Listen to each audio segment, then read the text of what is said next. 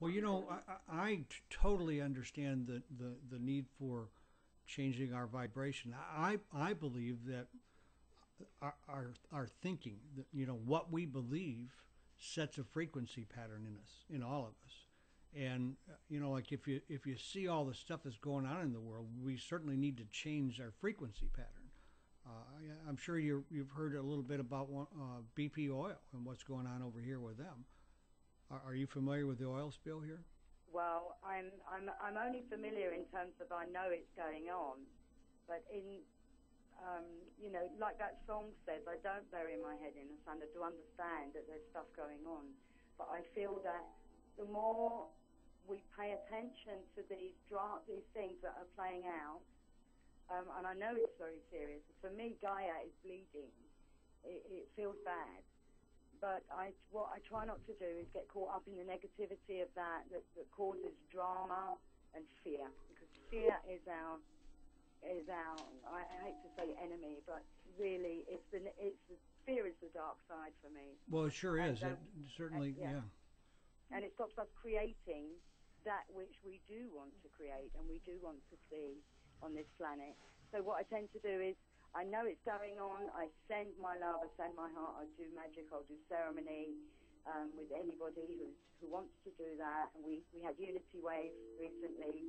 I don't know if you heard about that, where many groups came together and we did meditation and intentional ceremony and all gave it our energy. Well, one of the most difficult things for us, because of our training and our just everything that the baggage that we carry, is to take an event like this oil spill, and instead of sending the fear and the drama and the bad stuff, to be able to think about it in terms of love and in terms of like bringing change. And the only way we're going to be able to really bring that change about is not to get resentful, because that just adds to the pile.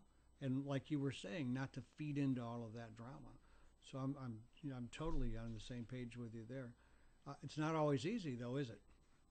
No, it's not always easy. And I think that's where that last song came from, because I was feeling a tremendous amount of fear. I'd been listening to many speakers and who I would call way showers and light workers that, right. Have lots of theories. And mainly we all agree on most things. And we all want the same thing. And some of these people that I've been hearing are incredibly articulate, and they, amazing, and have much wisdom. Uh-huh. But I just found some of the more doomy elements, the more doomy timelines. And I think we're walking a dance. We can step that way, or we can step that way. Now, which way do we want to step?